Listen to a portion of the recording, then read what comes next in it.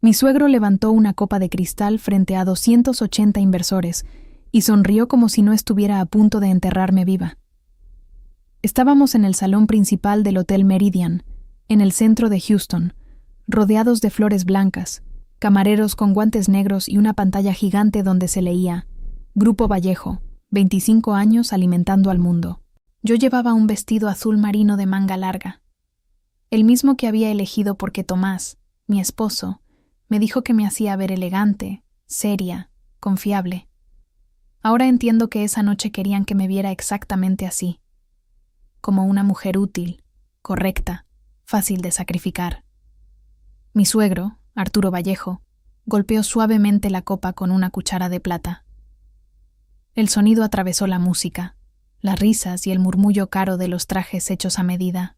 Familia, amigos, socios, dijo con esa voz profunda que durante años me hizo sentir segura. Hoy celebramos no solo nuestro aniversario, sino una nueva etapa. El mundo cambia, el mercado cambia, y las empresas que no se rejuvenecen, mueren. Yo estaba de pie junto a la mesa principal, con una carpeta de cuero apretada contra el pecho. Dentro llevaba el informe que había terminado a las 3 de la mañana, el informe que demostraba que habíamos cerrado el mejor trimestre de nuestra historia. Había pasado los últimos 14 años arreglando los números de esa empresa, negociando con bancos, apagando incendios, calmando proveedores y firmando contratos que mi suegro ni siquiera sabía leer. Pensé que iba a agradecerme. Pensé que, por una vez, frente a todos, diría mi nombre sin usarlo como herramienta. Arturo giró hacia mí y sonrió. Pero no era una sonrisa de gratitud. Era una sonrisa de verdugo. «Isabel», dijo al micrófono, «ven aquí, por favor». Sentí que Tomás me tocaba la espalda. No fue un gesto de apoyo. Fue un empujón pequeño, casi imperceptible, como si ya supiera exactamente dónde debía colocarme para la ejecución. Subí a la pequeña tarima con las piernas tensas y la sonrisa profesional pegada al rostro. La luz de los reflectores me calentó la piel. Vi a los inversores levantando sus teléfonos, a los directores regionales inclinándose para escuchar mejor, a los empleados de contabilidad mirándome con orgullo. Durante un segundo, quise creer que todo estaba bien. Arturo me puso una mano en el hombro. «Esta mujer», dijo, «ha trabajado mucho». Hubo aplausos, suaves, educados. Durante años, Isabel fue una pieza importante de nuestra administración. Una mujer disciplinada, rígida, obsesionada con los números. Y todos sabemos que los números importan. Algunas personas rieron. Yo también sonreí, porque una aprende a sonreír cuando no sabe si la están elogiando o preparando para el golpe. Pero los números no bastan, continuó Arturo. El futuro necesita frescura, necesita visión, necesita alguien que entienda que una marca ya no vive en hojas de cálculo, sino en las emociones de la gente. Entonces la vi. Camila Ríos apareció desde el lateral del escenario con un vestido rojo que parecía diseñado para gritar. Tenía 26 años, el cabello perfectamente ondulado, labios brillantes y una sonrisa que ya se sentía dueña de la sala. Hasta esa noche, yo creía que era una consultora externa de marketing digital, la chica que Tomás había contratado para modernizar la imagen de la empresa. La misma que me llamaba Isa, aunque yo nunca le había dado confianza. La misma que se reía de mis correos porque, según ella, parecían escritos por una notaria de 80 años. Tomás se acercó a ella. No a mí. A ella. Y le tomó la mano. La sala cambió de temperatura. Arturo levantó la copa. Por eso, esta noche tengo el honor de anunciar que mi hijo Tomás asumirá oficialmente la dirección ejecutiva de Grupo Vallejo, acompañado por nuestra nueva directora de Estrategia y Expansión, Camila Ríos. Los aplausos tardaron medio segundo en llegar. Medio segundo en el que todos entendieron más de lo que decían sus rostros. Medio segundo en el que vi a mi matrimonio romperse en público. Sin gritos, sin platos estrellándose, sin una sola explicación. Camila se acercó al micrófono y me miró con esa ternura falsa que algunas mujeres usan cuando saben que ya ganaron. Gracias, don Arturo, dijo. Y gracias, Isabel, por abrirnos el camino. De verdad. Ahora nos toca llevar a Vallejo a una era más humana, más joven, más conectada, más joven. Ahí estaba. La palabra no era accidental.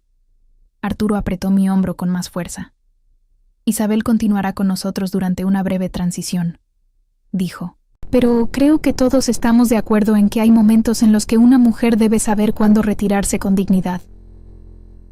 La sala se quedó quieta. No completamente silenciosa, pero sí lo suficiente para que yo oyera mi propio pulso. Tomás no me miraba. Miraba a Camila. Arturo se inclinó hacia el micrófono y remató. No te preocupes, hija. A tu edad todavía puedes disfrutar la vida. Ya trabajaste bastante. Deja que los que tienen energía construyan el futuro.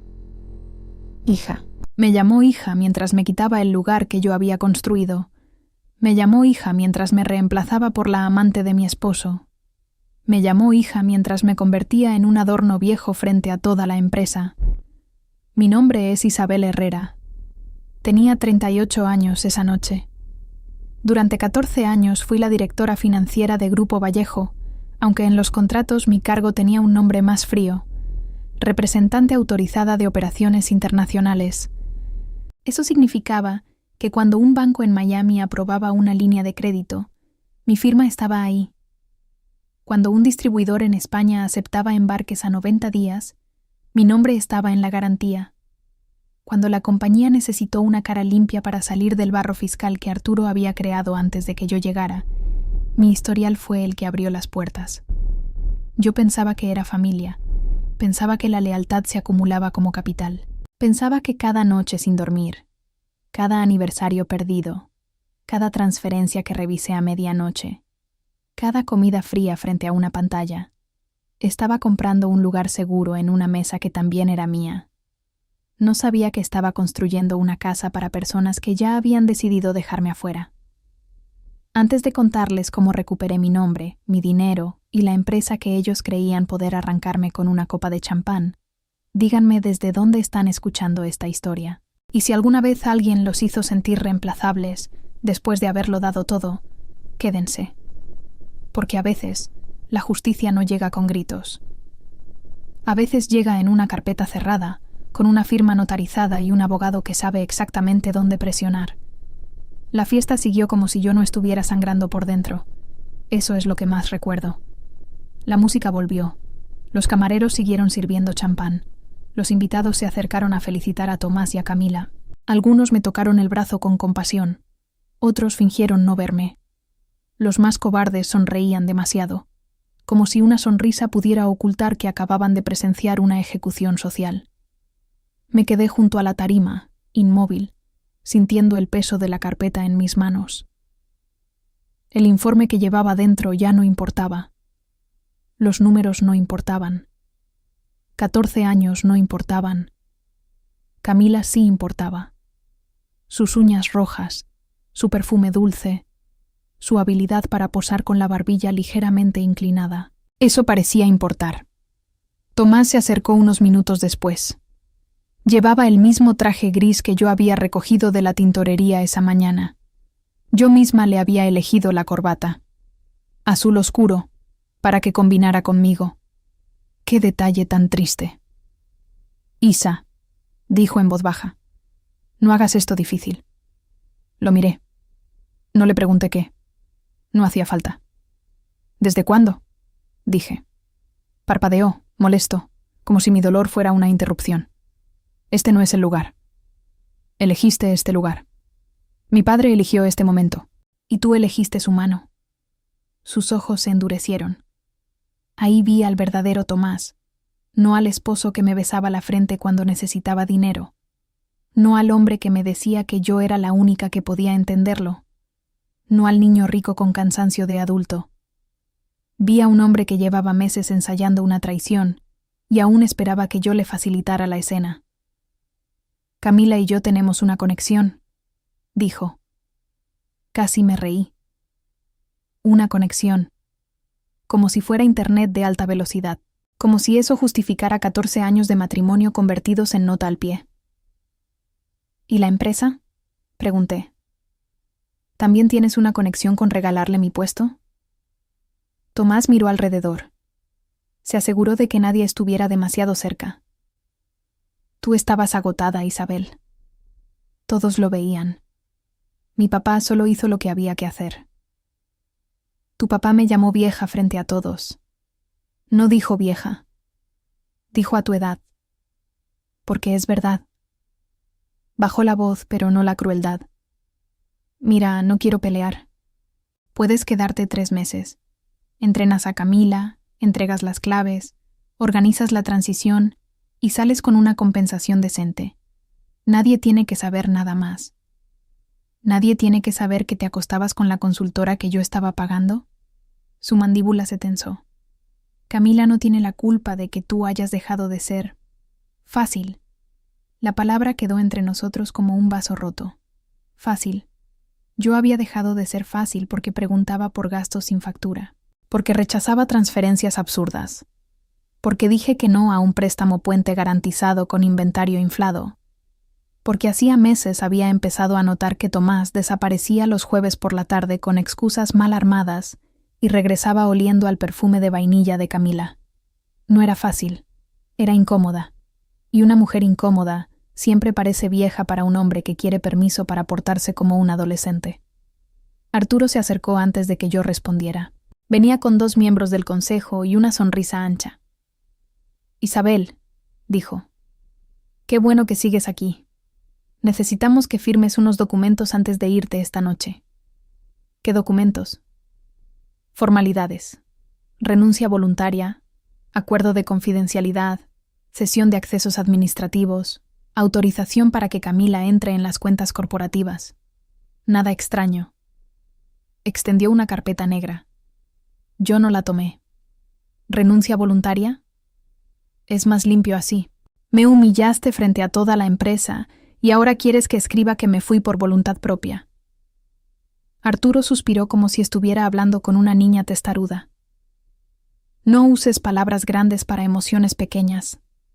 Sentí algo dentro de mí enfriarse. Mis emociones no son pequeñas. Tu posición sí. Su sonrisa desapareció solo lo suficiente para dejarme ver al hombre debajo del patriarca. No confundas haber estado cerca del poder con tener poder, Isabel. Tomás miró al suelo.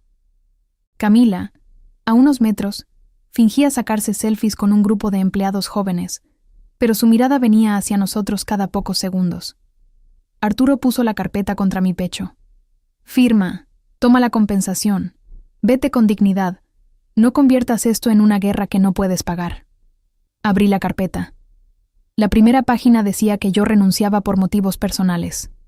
La segunda me prohibía hablar de cualquier irregularidad financiera, operacional o contractual observada durante mi empleo. La tercera decía que aceptaba un pago único equivalente a 3 meses de salario y renunciaba a cualquier bonificación, participación, compensación diferida o derecho derivado de acuerdos verbales o escritos previos. Me detuve ahí. Leí la frase 2 veces. Compensación diferida. Ahí estaba. La palabra que ellos esperaban que yo no recordara. El primer año que Grupo Vallejo entró al mercado internacional, Arturo no tenía liquidez para pagarme el bono que me correspondía. Me llamó a su oficina, me sirvió café en una taza con el logo de la empresa y me dijo que las familias no contaban monedas entre sí. Yo tenía 26 años. Estaba recién casada con Tomás. Quería agradarle. Quería pertenecer. Pero también era contadora. Le dije que podía diferir el pago, sí, pero con documento. Arturo se rió, me llamó mi pequeña notaria y firmó. Ese documento se renovó durante 8 años. Cada bono reinvertido, cada comisión no pagada, cada prima de resultado convertida en participación futura. Arturo lo había firmado todo porque en ese momento le convenía tenerme tranquila. Nunca pensó que una mujer enamorada guardaría copias. Pero yo guardaba todo. Todo. Levanté la mirada. No voy a firmar esto. Arturo apretó los dientes. No seas dramática. Estoy siendo precisa. Tomás se pasó la mano por el cabello. Isabel, por favor, no empieces con tecnicismos. Los tecnicismos pagaron esta fiesta. Arturo dio un paso más cerca. Su voz bajó tanto que solo nosotros tres pudimos oírlo. Escúchame bien. El auto que usas es de la empresa. El teléfono que llevas es de la empresa. La casa donde vives está a nombre del Fideicomiso Vallejo. Tus tarjetas están vinculadas a cuentas corporativas. Si sales de aquí sin firmar, sales sin nada. Lo dijo sin enojo. Eso fue lo más aterrador. No gritó. No amenazó con violencia. Solo recitó los barrotes de la jaula que yo no sabía que había aceptado. Miré a Tomás. Esperé que dijera algo, cualquier cosa. Papá, basta. Es mi esposa. No puedes dejarla en la calle. Pero Tomás solo susurró. Firma, Isa. Es mejor para todos. Para todos. Ahí entendí que yo no estaba incluida en esa palabra. Cerré la carpeta y se la devolví a Arturo. Entonces saldré sin nada. Por primera vez en la noche, él pareció sorprendido. ¿Qué? Dijiste que si no firmo, salgo sin nada. Bien, salgo. Tomás me agarró del brazo. No seas ridícula. Me solté. No vuelvas a tocarme. Camila dejó de fingir que no miraba. Los ojos de Arturo se estrecharon. Estás cometiendo un error. No, dije. Lo cometí durante 14 años. Esta noche solo lo estoy reconociendo. Caminé hacia la salida del salón. Cada paso fue una batalla. Mi vestido azul marino rozaba mis piernas. Mis tacones se hundían un poco en la alfombra. Podía sentir las miradas clavadas en mi espalda. Podía escuchar los murmullos.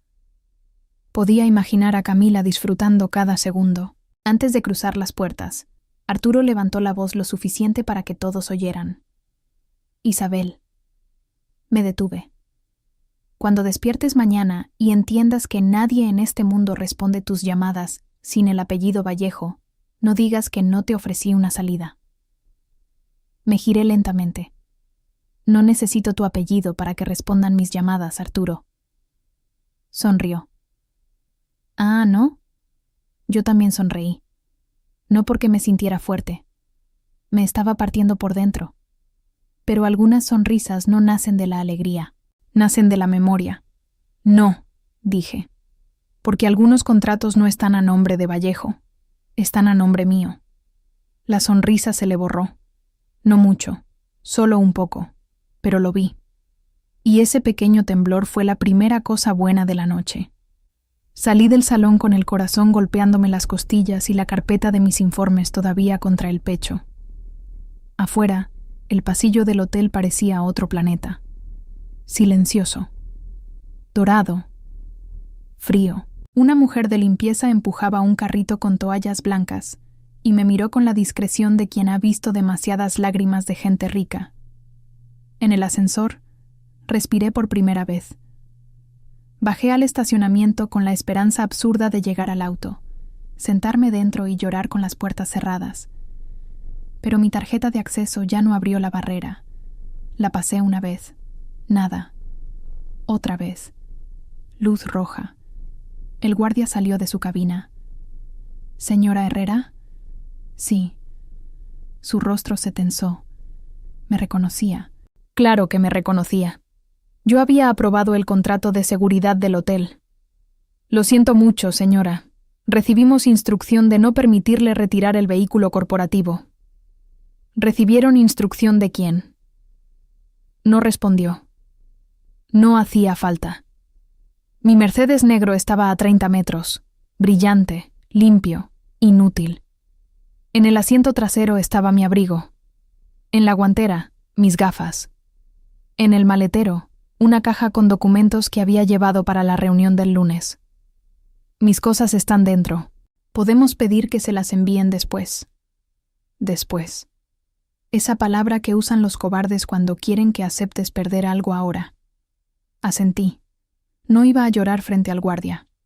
Subí de nuevo al lobby. Saqué mi teléfono corporativo para pedir un auto. La pantalla estaba bloqueada con un mensaje de administración remota. Dispositivo desactivado. Mi tarjeta negra fue rechazada en la recepción cuando intenté pagar una habitación. La segunda tarjeta también. La tercera ni siquiera pasó. La recepcionista me miró con pena cuidadosamente entrenada. Quizás el banco... No es el banco, dije. Salí del hotel por la puerta lateral, porque la principal daba justo frente al salón donde la fiesta seguía viva. Afuera hacía frío. No frío de nieve, pero sí ese frío húmedo que entra por el cuello y se instala en el pecho. Houston olía a asfalto mojado y gasolina. Caminé 3 cuadras con tacones de gala hasta que encontré un café abierto 24 horas cerca de una gasolinera. Me senté en una mesa del fondo. Pedí agua. La camarera me miró de arriba a abajo. Vestido caro, maquillaje intacto a medias, manos temblando.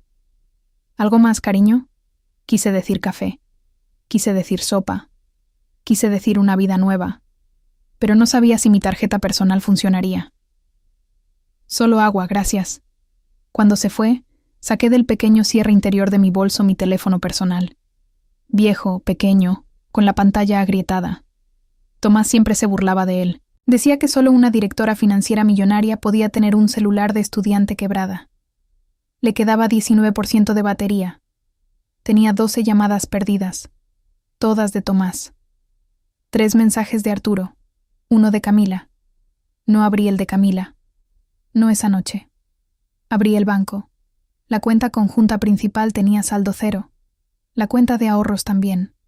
En la pantalla aparecía una transferencia de $184,000 realizada a las 10:48 p.m. a nombre de Vallejo Family Trust. Tomás no había esperado ni una hora. Mientras yo caminaba por la calle con el vestido que él había elegido, mi esposo estaba vaciando nuestras cuentas. Me quedé mirando el número hasta que dejó de parecer dinero y empezó a parecer diagnóstico. 0. Eso era lo que ellos creían que yo era sin ellos. 0. Apoyé el teléfono sobre la mesa, cerré los ojos y por fin permití que me cayera una lágrima. Una sola. No porque no tuviera más. Tenía un océano entero detrás de los ojos, pero la rabia estaba subiendo más rápido que el dolor. La camarera volvió con el agua y dejó también un plato pequeño con pan tostado. «No te lo voy a cobrar», dijo. La miré. A veces una desconocida te da más dignidad que toda una familia. «Gracias», susurré. Comí despacio, no porque tuviera hambre, sino porque mi cuerpo necesitaba algo para seguir funcionando. Luego hice lo único que sabía hacer cuando el mundo se rompía. Empecé a hacer una lista. No de emociones, de hechos. 1. Humillación pública en evento corporativo. 2. Sustitución laboral sin notificación formal. 3. Intento de coacción para firmar renuncia y NDA. 4. Bloqueo de recursos corporativos antes de liquidación. 5. Transferencia de fondos conjuntos sin consentimiento. 6. Amenaza verbal de dejarme sin medios. 7. Mención específica de compensación diferida en documento preparado, lo que demuestra que sabían que existía. Mi mano dejó de temblar en el punto 7, porque ahí estaba la primera grieta. Arturo podía llamarme vieja, rígida, dramática. Podía poner a su muñeca de marketing en mi oficina. Podía convencer a Tomás de vaciar las cuentas. Pero había cometido un error. Había puesto por escrito que quería que yo renunciara a derechos derivados de acuerdos previos. Y yo tenía esos acuerdos. No en la nube de la empresa. No en el servidor que seguramente ya habían bloqueado. No en el correo corporativo. Los tenía en una carpeta física dentro de una caja de seguridad a mi nombre, en el banco que Arturo no usaba porque decía que los bancos pequeños olían a fracaso. Llamé a la única persona que sabía de esa caja. La llamada sonó 4 veces. «¿Isabel?», respondió una voz ronca. «Renata». Hubo silencio. Luego escuché movimiento, como si se sentara de golpe. ¿Qué pasó? Renata Molina había sido mi jefa en mi primer trabajo de auditoría. Tenía 61 años. Fumaba cuando decía que ya no fumaba y podía detectar una mentira en un balance con solo mirar la fuente del documento. Fue ella quien me enseñó a guardar copias. No por desconfianza, decía. Por supervivencia. Me sacaron, dije. ¿De la empresa? De todo. No preguntó si estaba exagerando.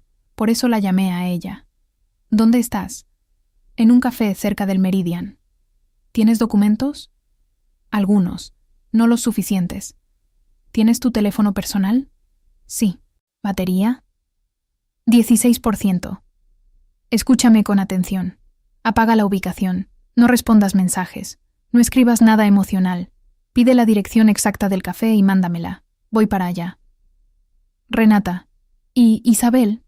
¿Sí? Esta noche no eres esposa. No eres nuera. No eres víctima. Eres testigo. Actúa como una. Colgó. Me quedé mirando el teléfono. Testigo. Esa palabra me sostuvo mejor que cualquier abrazo. Renata llegó 37 minutos después con un abrigo negro enorme, zapatos planos y una expresión que habría asustado a un comité de auditoría entero. Me envolvió con el abrigo antes de hacer una sola pregunta. «Te ves terrible», dijo. «Gracias».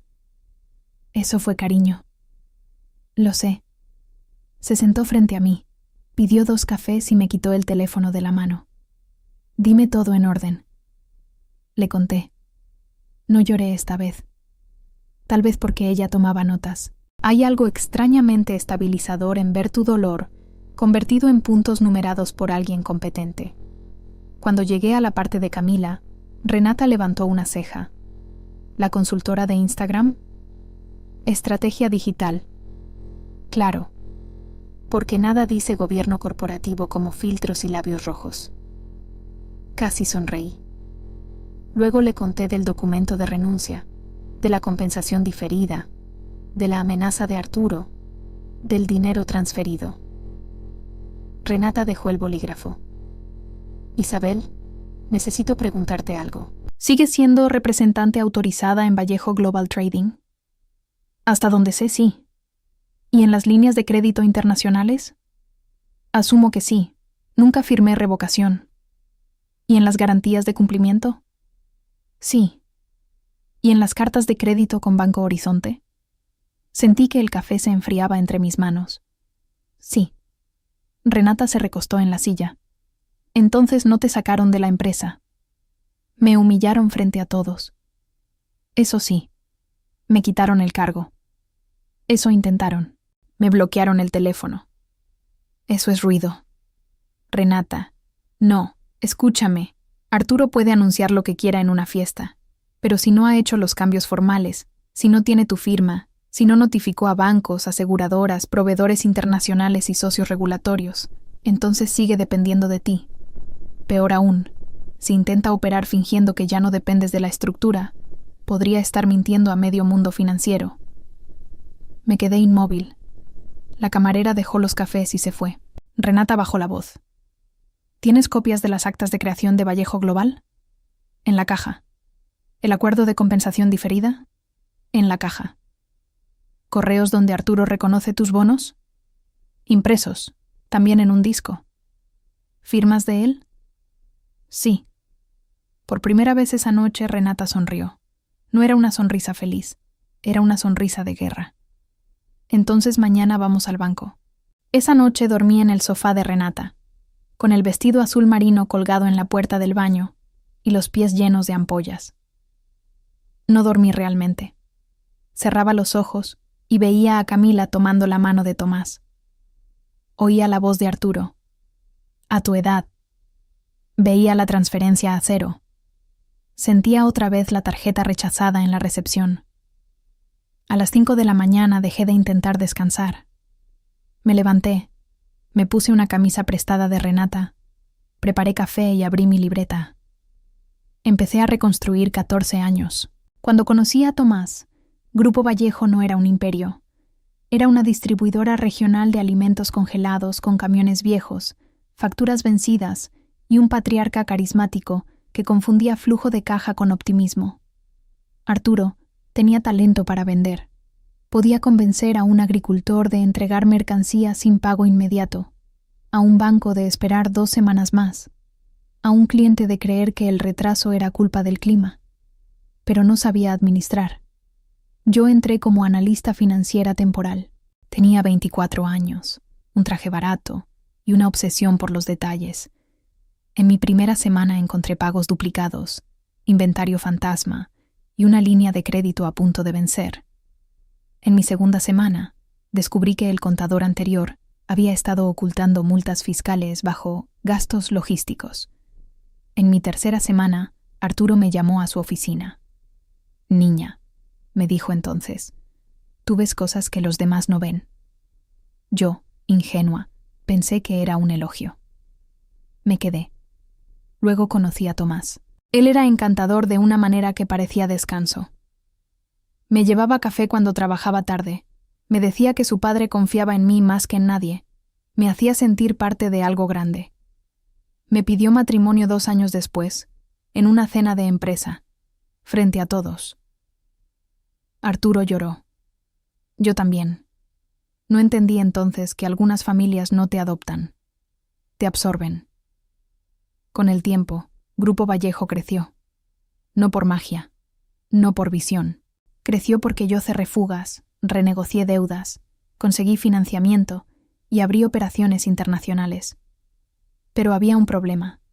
Arturo cargaba con antecedentes financieros que a los bancos no les gustaban.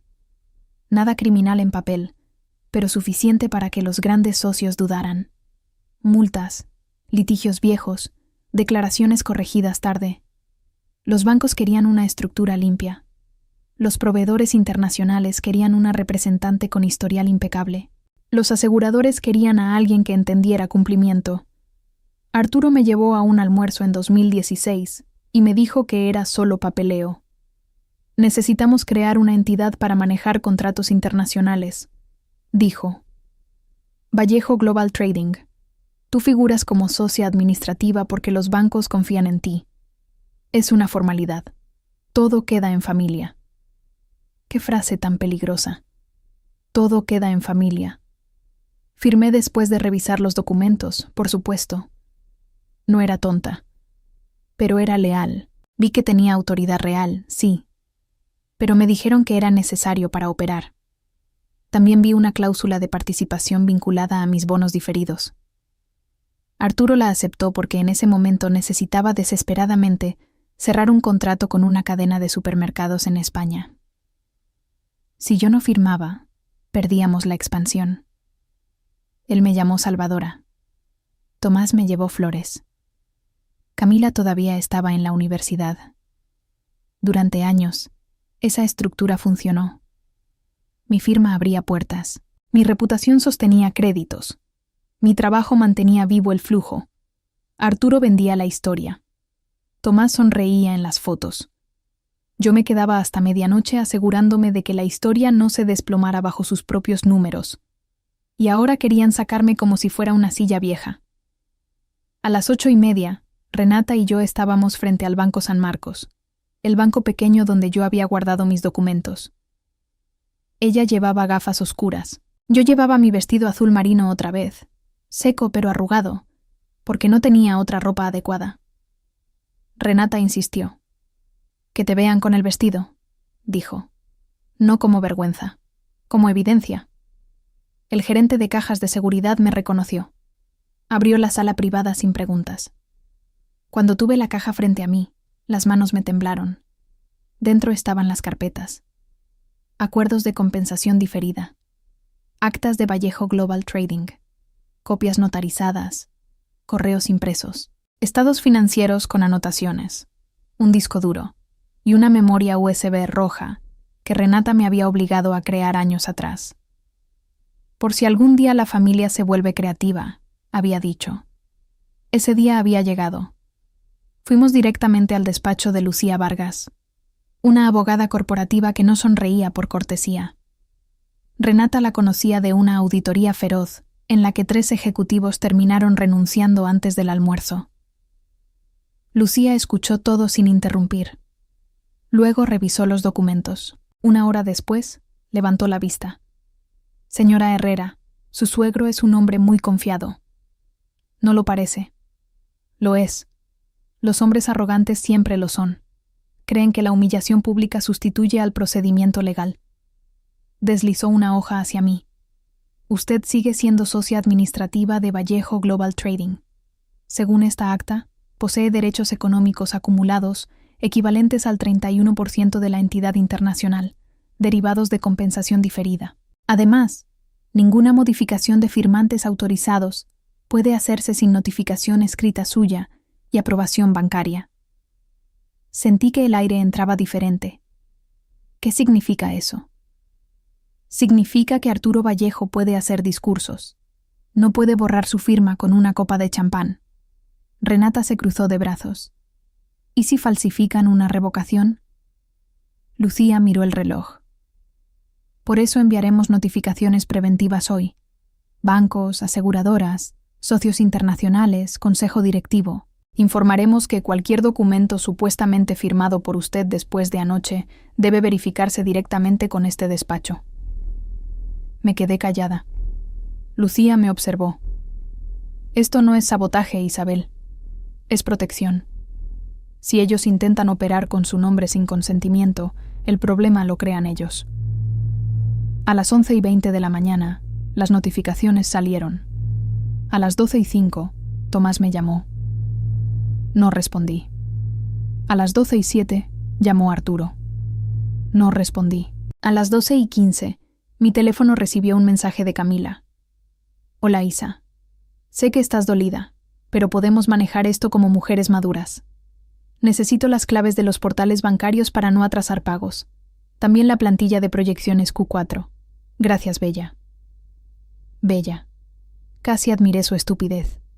Le mostré el mensaje a Lucía. No respondas, dijo. A la 1, mi exasistente, Marta, me llamó desde un número desconocido.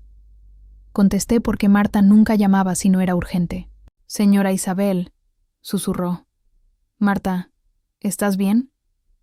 No mucho. Pusieron a Camila en su oficina. Cerré los ojos. ¿Qué está haciendo? Pidió que le imprimieran todos los contratos internacionales y dijo que necesitaba entender dónde estaban las cosas importantes.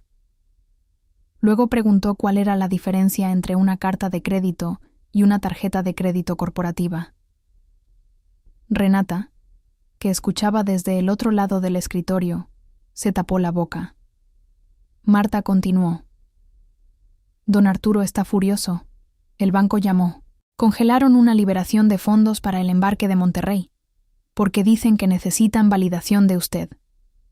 Tomás está gritando a sistemas para que entren a su correo, pero no pueden porque usted activó la autenticación doble con su número personal. Por primera vez en 24 horas, sentí algo parecido a satisfacción. No alegría, satisfacción. La diferencia importa. Escúchame, Marta. No hagas nada que ponga tu trabajo en riesgo. No me envíes documentos. No borres nada. Solo observa. Ya están buscando culpables. Entonces mantente lejos del centro. Señora. ¿Sí? Camila dijo que usted dejó todo desordenado porque estaba emocionalmente inestable. Miré mi vestido azul marino arrugado sobre mis rodillas. Claro que lo dijo. Yo sé que no es verdad. Apreté el teléfono. A veces una frase simple puede impedir que una persona se caiga por completo. Gracias, Marta. Colgué. A las 2 de la tarde, Grupo Vallejo empezó a sangrar. Banco Horizonte suspendió temporalmente la línea de cartas de crédito hasta verificar autoridad de firmantes. La aseguradora pidió confirmación de continuidad de responsable de cumplimiento. Un distribuidor chileno escribió exigiendo saber si mi salida afectaba la cláusula de supervisión financiera. El socio español pidió una reunión urgente. 2 inversionistas llamaron a Lucía antes de llamar a Arturo. A las 3, Arturo dejó un mensaje de voz.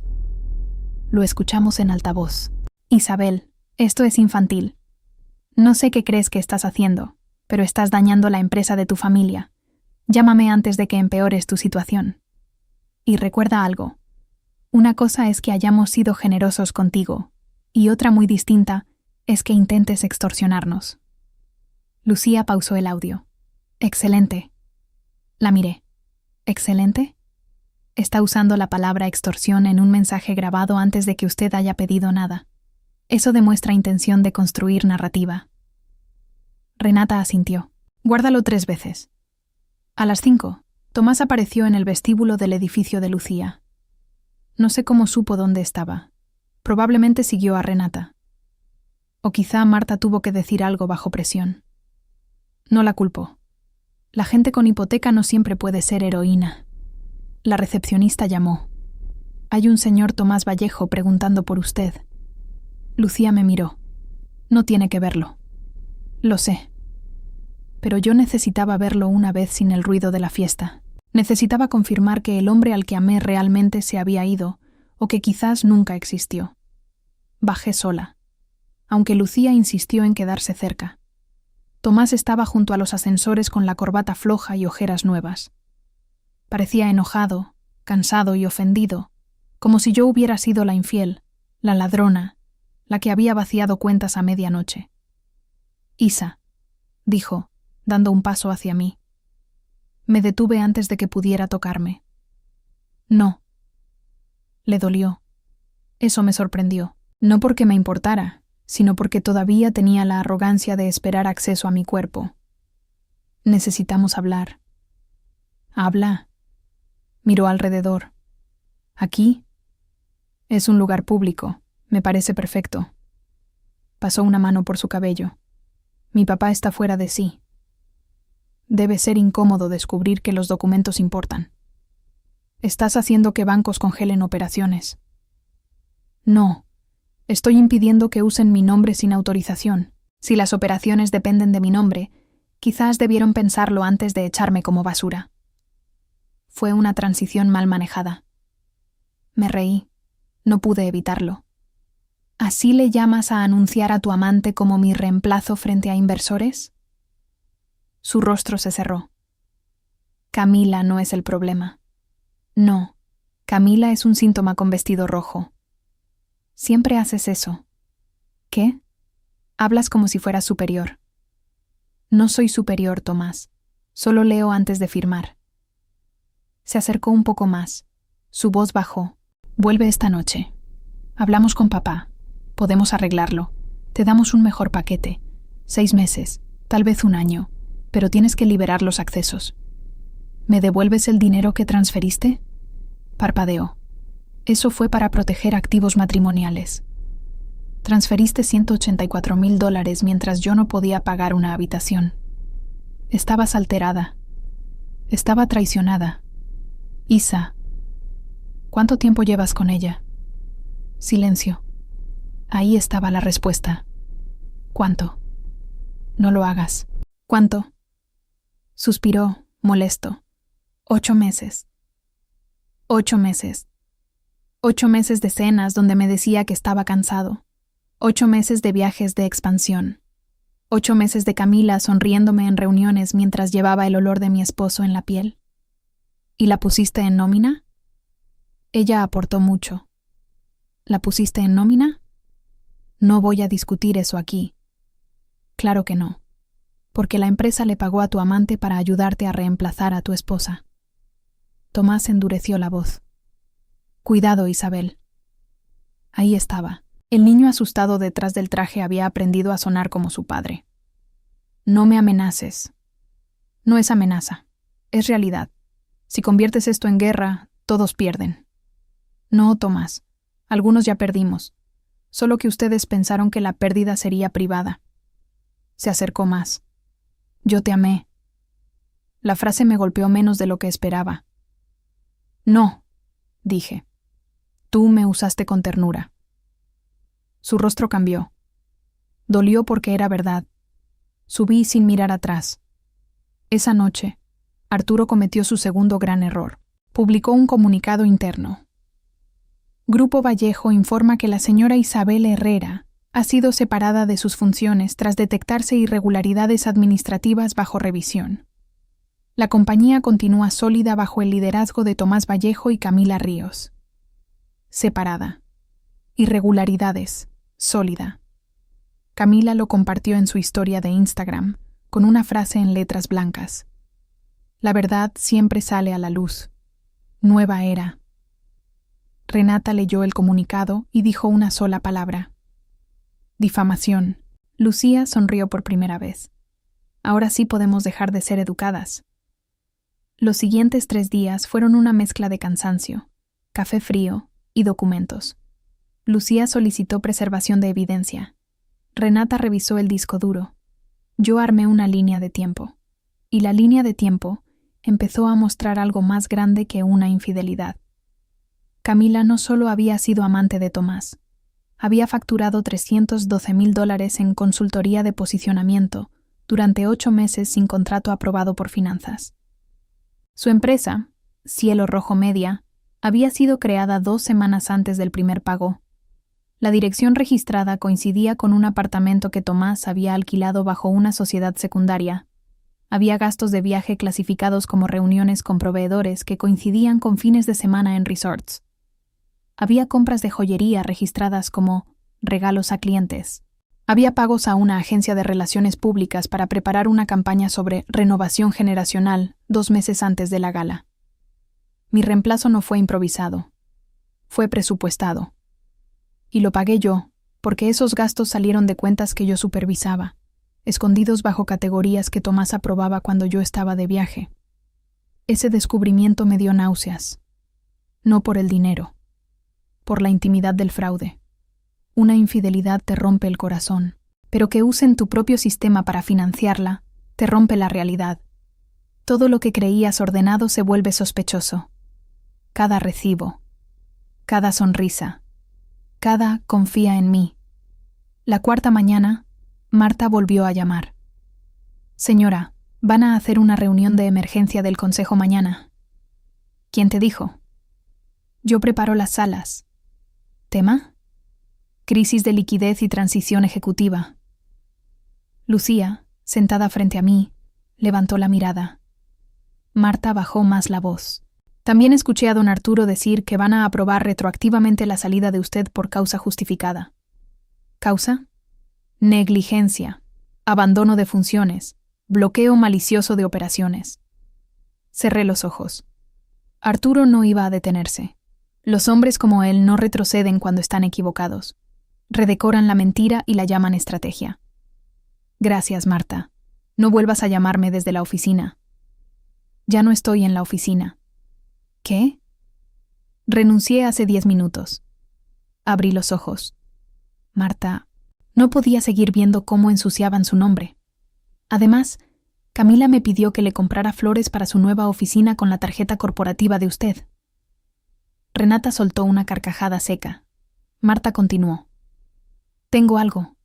No documentos, porque usted me dijo que no enviara. Pero tengo mi memoria. Y tengo las invitaciones de calendario, y sé quién estuvo en qué reunión. Lucía tomó el teléfono. Marta, soy Lucía Vargas. ¿Estaría dispuesta a declarar como testigo? Hubo una pausa. Sí, dijo Marta, pero quiero que conste algo. Diga. La señora Isabel nunca dejó nada desordenado. Ellos no podían encontrar las cosas porque nunca se molestaron en aprender cómo funcionaban. No sé por qué esa frase me hizo llorar. Quizás porque no hablaba de contratos.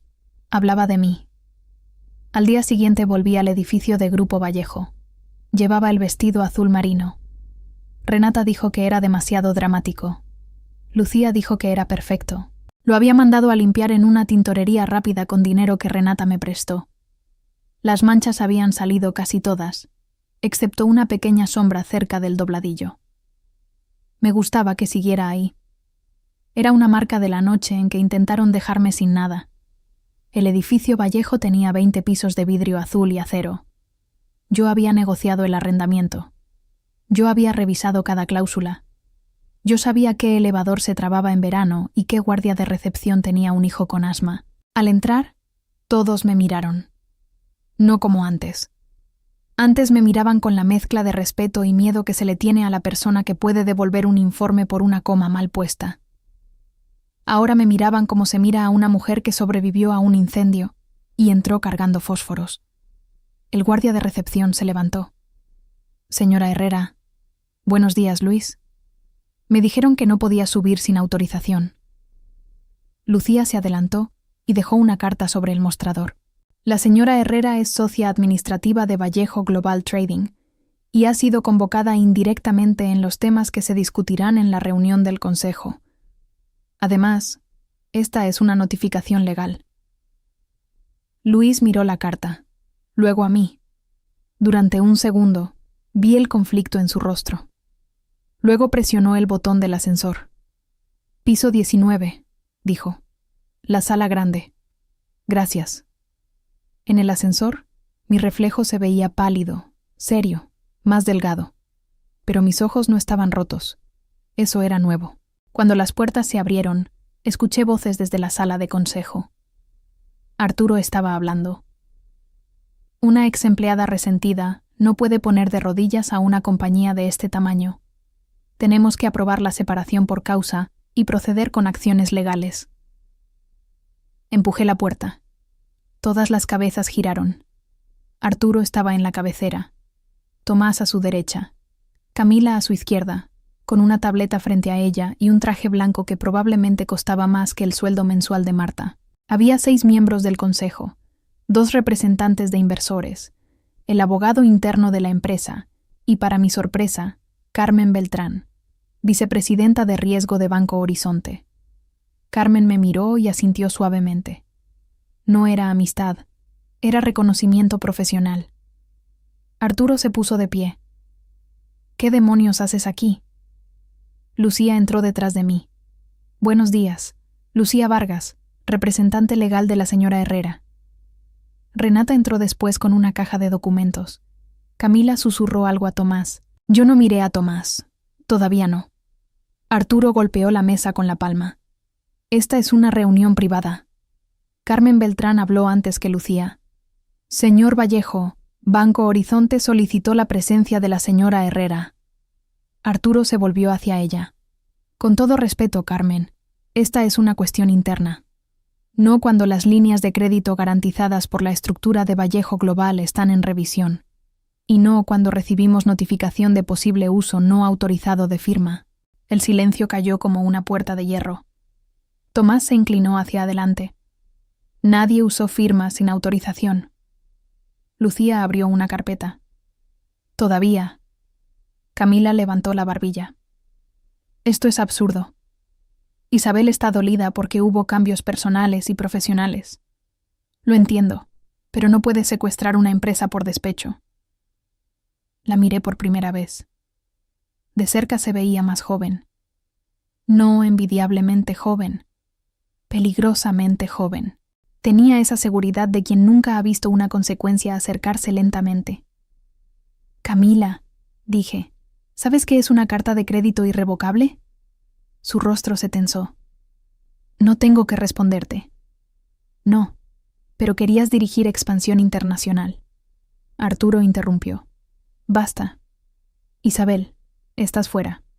El Consejo aprobará hoy tu separación formal por negligencia. Antes de votar, dijo Lucía, conviene que el Consejo revise ciertos documentos. Renata empezó a repartir carpetas. Arturo se rió. No vamos a participar en este teatro. Carmen abrió su carpeta. Yo sí. Uno por uno, los demás hicieron lo mismo. Lucía no alzó la voz. No necesitaba. Documento 1.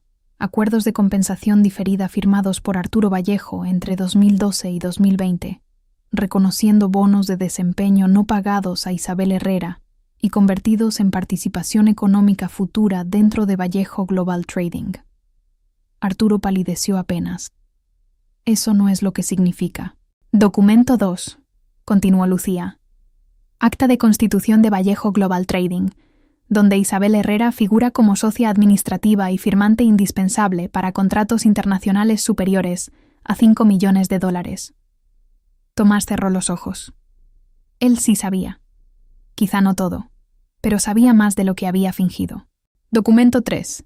Correos electrónicos de Arturo Vallejo a Banco Horizonte, describiendo a la señora Herrera como la columna de cumplimiento financiero de la operación internacional y asegurando que ninguna transición ejecutiva se haría sin su supervisión. Carmen levantó la vista hacia Arturo. Recuerdo ese correo.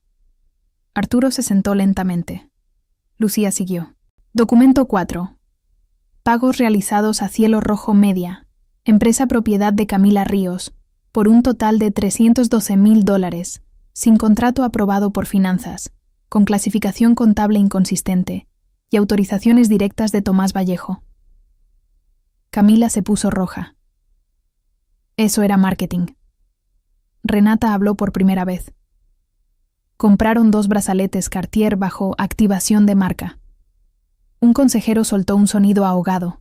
Tomás murmuró: «Eso se puede explicar». «Perfecto», dijo Lucía. Documento 5. Comunicado interno acusando a Isabel Herrera de irregularidades administrativas sin investigación previa, enviado después de que ella se negara a firmar un acuerdo de renuncia que incluía cesión de derechos económicos. Esto abre una reclamación por difamación, represalia y coacción. Arturo miró al abogado interno. El abogado interno miraba los documentos como si quisiera desaparecer dentro de ellos. Camila se levantó. «Esto es una cacería. Yo no sabía nada de estructuras ni firmas. A mí Tomás me dijo que todo estaba aprobado». Tomás la miró. Fue una mirada rápida, fea, llena de advertencia. Camila la entendió y se calló. Ahí vi su conexión. No era amor. Era complicidad mal calculada. Arturo recuperó algo de voz. «Isabel, podemos hablar». No respondí. «Eres familia». Tampoco respondí. «Todo esto se puede resolver sin destruir lo que construimos». Ahí sí lo miré. ¿Lo que construimos? Sí. Dime una cosa, Arturo. Cuando me llamaste vieja frente a todos, ¿yo era familia? Su boca se cerró. Cuando me pediste firmar una renuncia voluntaria después de humillarme, ¿yo era familia? Silencio. Cuando Tomás vació nuestras cuentas y tú bloqueaste mi auto, ¿yo era familia? Tomás susurró: Isabel. Me giré hacia él. No digas mi nombre como si todavía tuvieras derecho a suavizarlo. Se quedó inmóvil. Volví a mirar al consejo. No vine a quemar la empresa. Hay 400 empleados que no tienen la culpa de que esta familia haya confundido lealtad con propiedad. Vine a impedir que sigan usando mi nombre mientras me acusan de destruir lo que sostuve durante 14 años. Carmen cerró su carpeta. Banco Horizonte no continuará la línea de crédito mientras exista incertidumbre sobre la autoridad de firma y gobierno corporativo. Uno de los inversores, un hombre canoso llamado Samuel Price, se quitó las gafas. ¿Qué requiere el banco? Carmen respondió sin mirar a Arturo. Una transición ordenada, auditoría independiente y restablecimiento de la señora Herrera como autoridad financiera interina, o una sustitución validada por ella y por el banco. Arturo explotó.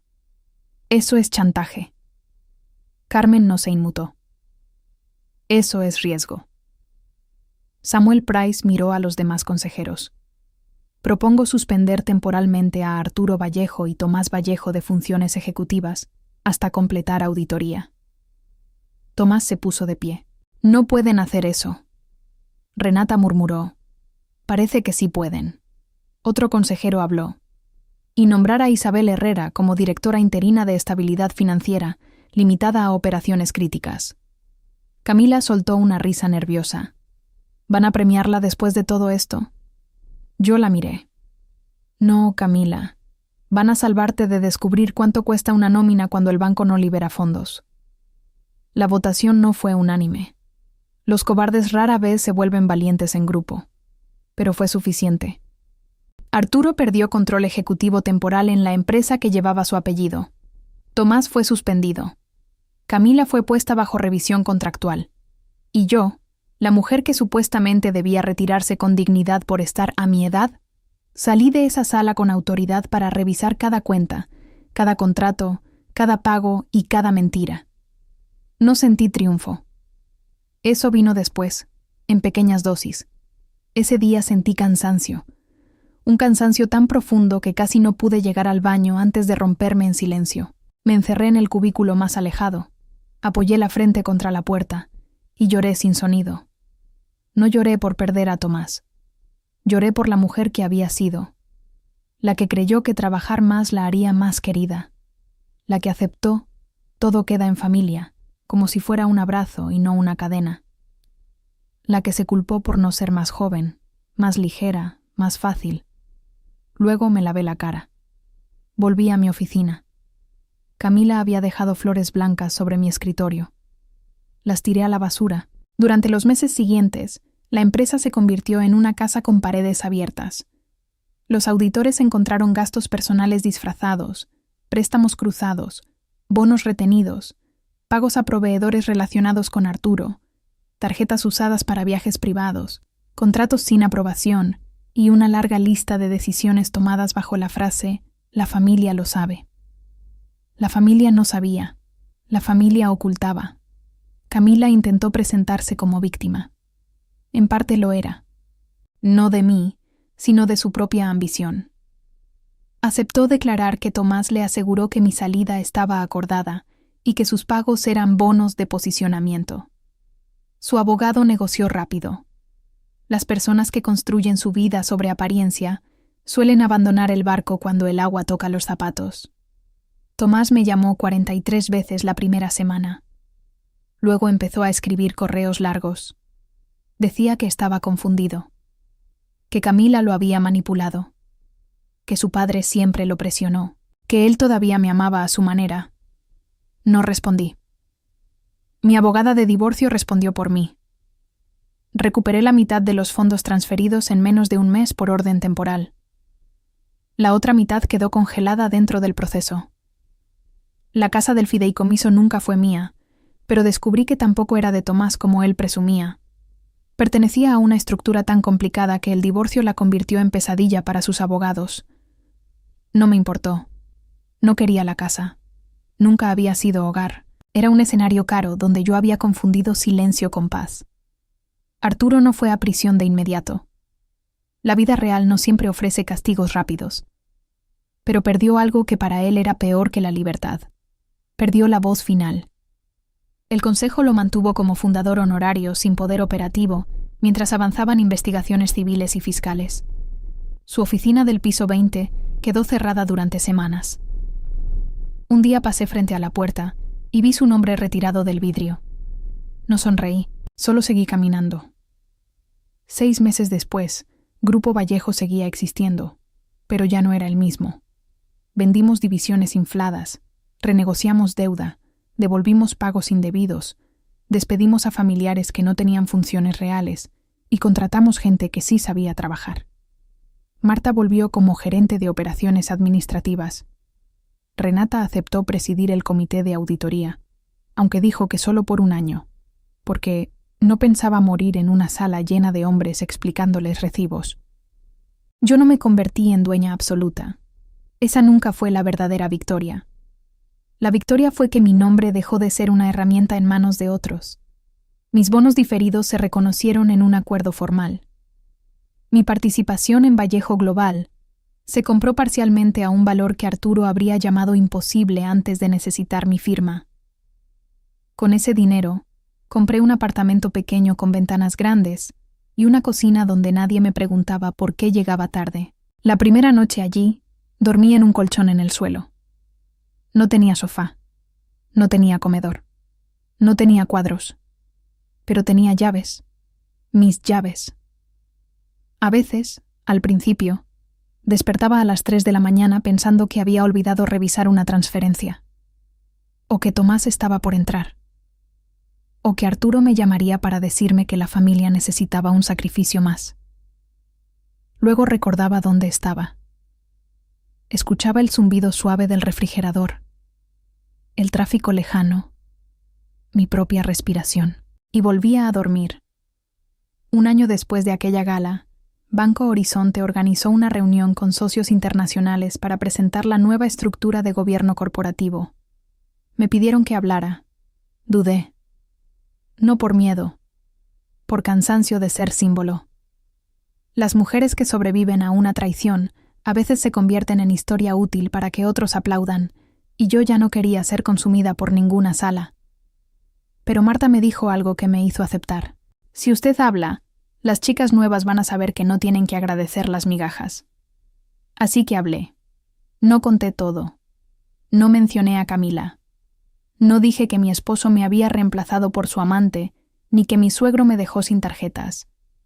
No hacía falta. Los detalles viven donde deben vivir. En expedientes, no siempre en discursos. Me paré frente a una sala llena de ejecutivos y dije: durante años pensé que la lealtad significaba aguantar. Hoy sé que la lealtad sin respeto es explotación. Una empresa no se sostiene con apellidos, se sostiene con gente que hace el trabajo, con documentos claros y con la humildad de saber que nadie es reemplazable solo porque alguien más quiere su silla. Cuando terminé, hubo aplausos. Esta vez no los necesité. Al salir, encontré a Tomás en el vestíbulo. No lo había visto en meses. Estaba más delgado, sin el brillo de antes. Llevaba un traje que seguía siendo caro, pero ya no parecía armadura. Parecía disfraz. Isabel, dijo. Me detuve porque ya no me dolía detenerme. Tomás, te escuché. No sabía que estabas invitado. No lo estaba. Casi sonreí. Viejas costumbres. Miró sus manos. Solo quería decirte que lo siento. Esperé. Antes, esa frase habría abierto una puerta dentro de mí. Habría buscado señales de sinceridad. Habría querido rescatar alguna versión del hombre que amé. Ahora solo escuché palabras. ¿Por qué parte? Pregunté. Levantó la mirada. Por todo. Todo es una palabra cómoda, asintió lentamente. Por Camila, por dejar que mi padre te humillara, por el dinero, por no defenderte, por tener miedo de perder mi lugar y dejar que tú perdieras el tuyo. Eso fue lo más honesto que le escuché decir en años. Y aún así, no cambió nada. Gracias por decirlo. Sus ojos se humedecieron. ¿Alguna vez me amaste después de saberlo? Pensé bien antes de responder. Sí, un poco, por costumbre, por duelo, por la mujer que fui. Pero no lo suficiente para volver. Bajó la cabeza. Lo sé. Pasé a su lado. Él no intentó tocarme. Eso fue, quizás, lo único digno que hizo al final. Esa noche regresé a mi apartamento, me quité los tacones en la entrada y colgué el vestido azul marino en el armario. Ya no lo usaba para reuniones. Tampoco lo tiré. Algunas prendas no son ropa. Son archivo. Preparé té, abrí la ventana y miré las luces de la ciudad. Pensé en la mujer del café, la que temblaba con un vaso de agua porque no sabía si podía pagar una tostada. Pensé en la mujer del escenario, con la mano del suegro en el hombro y el esposo mirando a otra. Pensé en la mujer de 24 años que firmó su primer documento creyendo que el amor y los contratos podían convivir sin hacerse daño. Quise abrazarlas a todas, no para decirles que todo saldría bien. Eso habría sido mentira. Algunas cosas nunca vuelven a estar bien del mismo modo. Quise decirles algo más útil, que guardar copias no es ser fría, que hacer preguntas no es ser difícil, que una mujer no envejece cuando deja de ser fácil, que la familia no tiene derecho a cobrarte la vida en cuotas, y que, a veces, cuando alguien te llama reemplazable frente a todos, lo único que está haciendo es anunciar públicamente que nunca entendió tu verdadero valor. Mi suegro creyó que me quitaba una silla. Mi esposo creyó que me quitaba un apellido. Camila creyó que me quitaba una vida. Pero lo único que lograron fue quitarme la venda. Y cuando por fin pude ver, descubrí que yo no estaba parada dentro de su imperio. Yo era una de las columnas. La diferencia es simple. A una mujer sentada pueden moverla. A una columna solo la extrañan cuando el techo empieza a caer.